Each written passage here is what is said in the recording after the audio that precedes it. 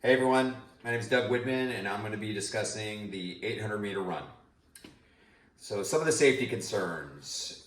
The athletes should conduct a proper warm up and cool down. For the warm up, a proper warm up is essential to prepare the muscles for the high intensity effort of the 800 meter run. This should include dynamic stretches, light jogging, and mobility exercises to activate key muscle groups and prevent injuries.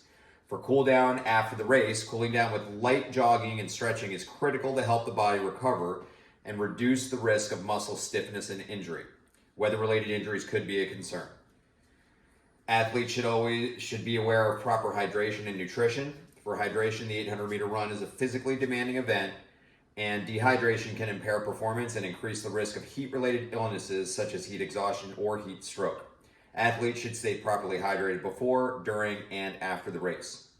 For nutrition, adequate fueling before the race is crucial for energy. Athletes should avoid heavy meals immediately before running, but should have a balanced snack or meal about 1 to 2 hours before competing. Proper footwear is also a safety concern. Wearing the correct footwear is essential for preventing blisters, sprain, or other foot and ankle injuries. Running spikes with good traction are ideal for an 800 meter race as they provide stability, but athletes should ensure the spikes fit properly to avoid discomfort or injury. Pacing and breathing is a safety concern for the 800 meter run as well. The 800 meter run places a significant demand on the cardiovascular system. Overexertion, especially for those who are not adequately trained, can lead to dizziness, fainting, or heat-related illness. Athletes should know their limits and avoid pushing themselves too hard, especially if they feel lightheaded or fatigued. There are also environmental factors that runners should consider, such as the heat and the weather. Races conducted in hot and humid conditions can lead to heat stroke or exhaustion. Athletes should be aware of the weather conditions and know the signs of heat-related illness, such as nausea, dizziness, and heavy sweating. Regarding the track surface, the condition of the track should be monitored for safety. Slippery or uneven surfaces can increase the risk of falls, sprains, and strains. In case of a medical emergency, coaches and event organizers should ensure that appropriate medical staff are present at the race and to respond quickly to any injuries or health emergencies. Athletes should know where the nearest medical help is located in case of an emergency. Lane violations could lead to an injury and should be considered a safety issue. According to NFHS rules, athletes are typically required to stay within their assigned lane during the 800 meter run, especially in the first part of the race. Stepping out of the lane can result in disqualification, but more importantly, it can cause collision with other runners. Athletes should be cautious and aware of their lane boundaries. And finally, runners should perform proper recovery steps as well. Athletes should not engage in high-intensity activities immediately after the race. Recovery strategies such as stretching, foam rolling, and allowing the body time to rest can help prevent overuse injuries in the long run. All right, moving on to the specific rules for the selected event. For the 800 meter run, we're going to start with 1, lane violations and track usage. So Rule 572, this is in conjunction with the PowerPoint that we have, that the rule numbers go with. So this rule dictates the lane assignments and specifies that each athlete in the 800 meter race must stay in their designated lane during the first part of the race. A violation, such as stepping out of the lane or interfering with another runner, can lead to disqualification.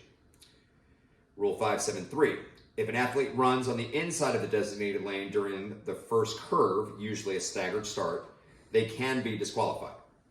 Safety and warm-up, Rule 462. This rule ensures that athletes properly warm up and cool down before the race. While the rule does not specify exact warm-up procedures, it implies that athletes must be physically prepared to compete and avoid injury.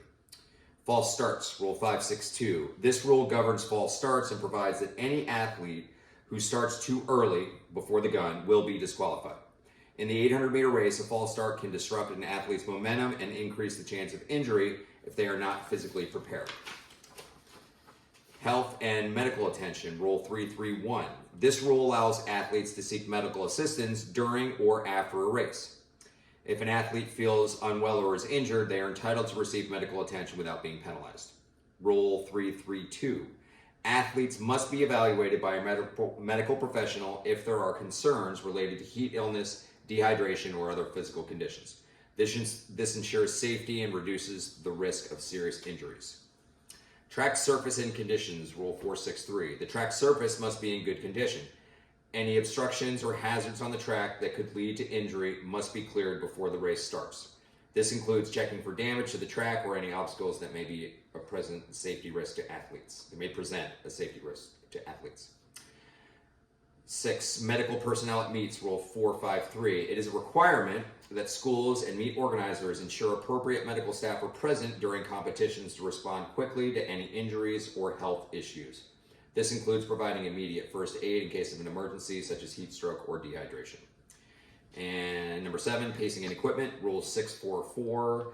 This rule ensures that runners in middle distance races, including the 800 meter, have proper equipment, example spikes, for competition. While this rule does not directly discuss safety, the correct footwear is critical in preventing injuries during the race.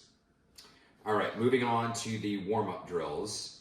Okay, the 7 warm-up drills that I chose come from runcoach.com, and these would all be completed in a 65 feet area.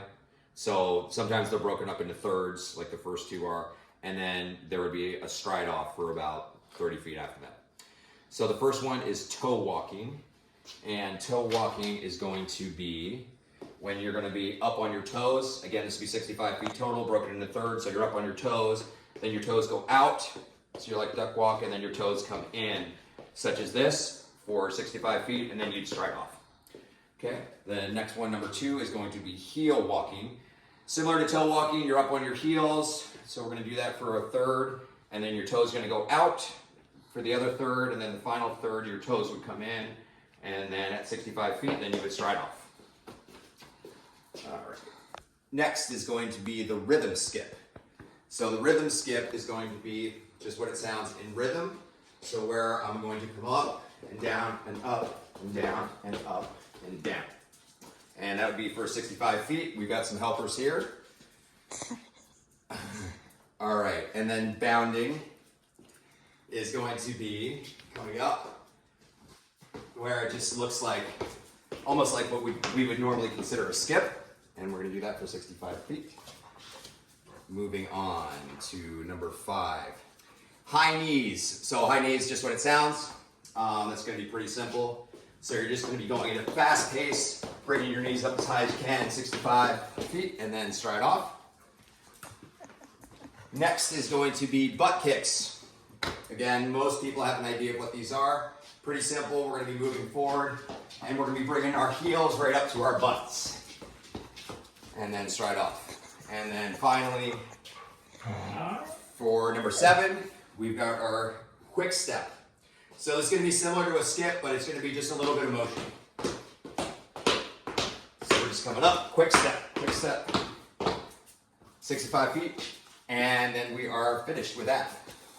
So for references, I didn't specifically use the rule guidebook that we have, but I did get a lot of information through ChatGPT, which was great, and then again through runcoach.com. So hope everyone enjoyed it. Again, this is the 800 meter run. Thank you.